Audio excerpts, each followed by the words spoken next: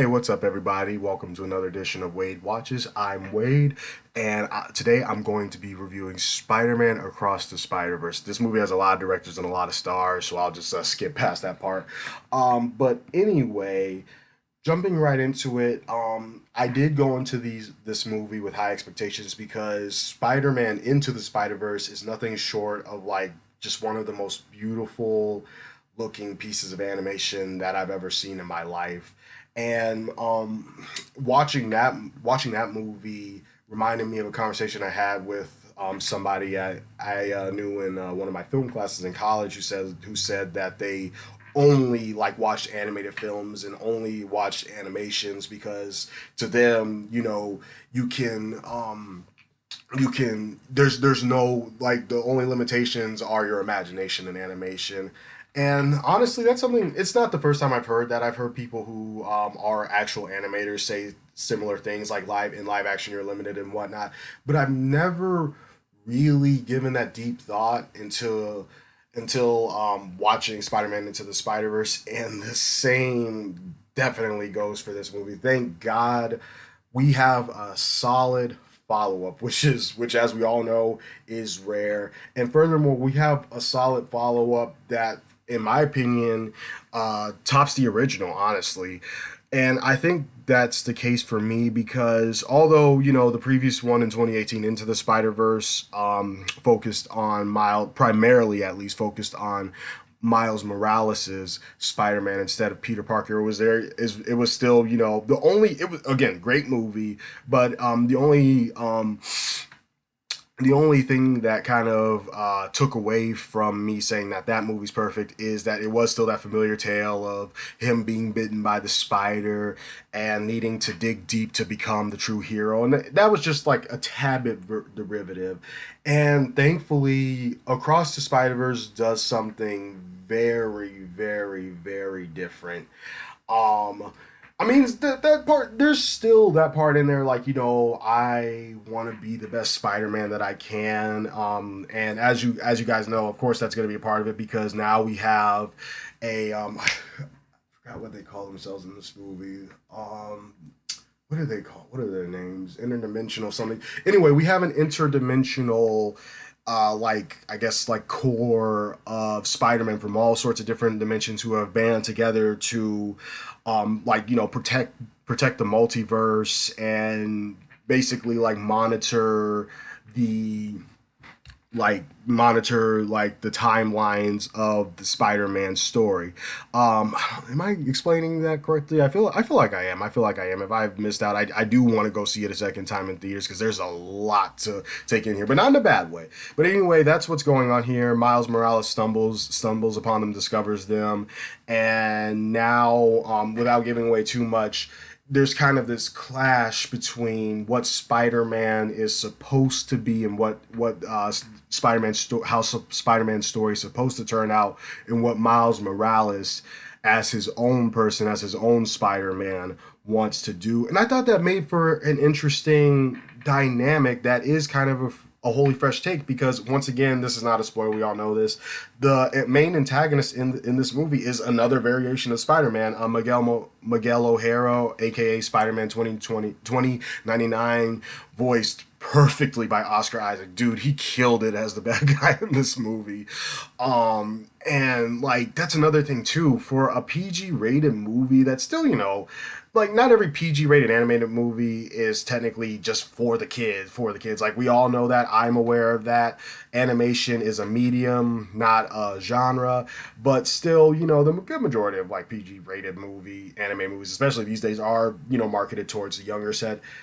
Not the case here. I don't have kids, but I don't know if I would take really young kids to see this. The animation is gorgeous and beautiful and it's very colorful, but some stuff happens. Some really intense stuff happens, and I'm surprised in 2023, where PG is the new G, this got a PG rating. I'm not even joking. Like, dang, and I like that. I like when PG rated movies can still have a bit edge without relying on swearing and violence. So I'm all for that. I'm just saying, like, damn, some stuff goes down and it's intense, and a lot of it is to do with Oscar Isaac's Spider-Man 20 2099.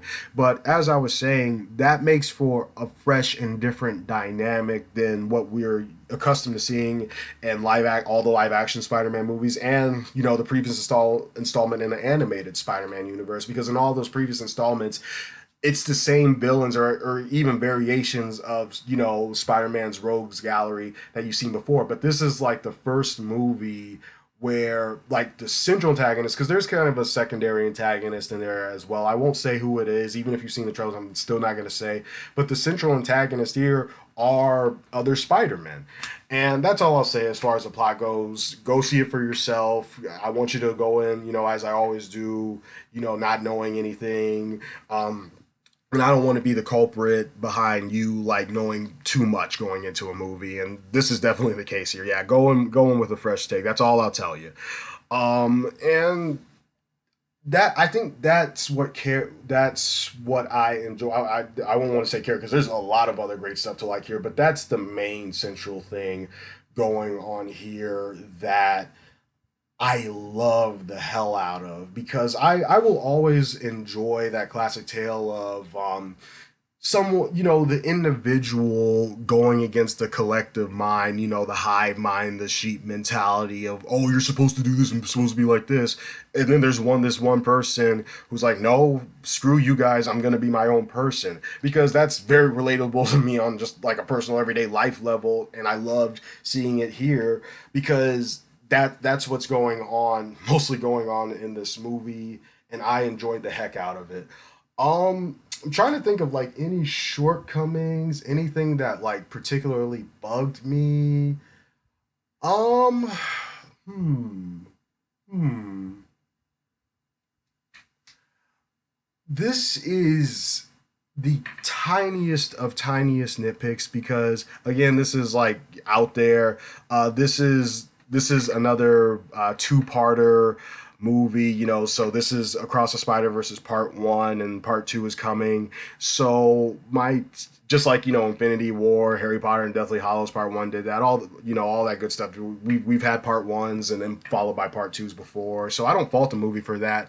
And hell, we're getting another part one later this summer with Mission Impossible: Dead Reckoning. And also now that I mention it, Fast X is, that's been announced that's just part one of the final act. So this is actually kind of the summer of two parters, isn't it? Part one and then part two next year. That's something. That's something. But anyway, Across the Spider Verse is another part one. And that was like my main gripe. Just when it was about to get really badass, it cuts off. But I was prepared for that, because again, everybody knows that this is part one. That's like, I think that's isn't that what they like initially called this at first, Across the Spider Verse part one, and then they changed it to just Across the Spider Verse. So that's common knowledge. It didn't like bum me or anger me when it cut off abruptly, but just be prepared for that. It does cut off right when right when shit gets real, I'll say. Um, Anything else? Yeah. Another thing is that core group of Spider-Man variants that you see in Into the Spider-Verse. Peter B. Parker, Peter Peter Porker, the cartoon pig, Spider-Man Noir, voiced by Nick Cage. Forgot what the anime Spider Girl with the robot is called. I'm so sorry. And Spider Gwen. I feel like they're more or less kind of like in the background this time around, so there's more room for all these new variations of Spider-Man, and there are many. So I understand why they did it, but I kind of want to see a little bit more of them. Really, you do get a lot of Spider Gwen, because she's kind of like the closest one to Miles Morales, so you get a lot of them together. And that was good because we finally get to learn more about Spider Gwen's backstory, and that was fleshed out masterfully, and it was intense, man. But other than that, Peter B. Parker, he's obviously in it. You've seen him in the trailers. He's there, but not as much. And also, like the other ones that I just mentioned, they do not show up for a while. But other than that, I love this movie from start to finish. And what I just said, those are like tiny nitpicks. This was just like everything I want out of a good sequel. plus more, because another thing that's improved upon is the animation. Like, this is like a moving work of art. It is beautiful to look at. It's like one of, I'm not even joking, guys, this is one of the most visually stunning movies I've ever seen in my life. Not this year, not the past couple of years, in my life. I will take that to my grave. I will die on that hill, because the animation in this movie is like on another level. So, wrapping it up, I'm going to give Spider Man Across the Spider Verse another perfect 10 out of 10. It's one of my favorite movies of the year. I cannot wait to see it in theaters again. Definitely recommend you guys go out and see it. Once again, a 10 out of 10 for Across the Spider Verse. This has been another edition of Wade Watches, and I will see you all next time. Peace.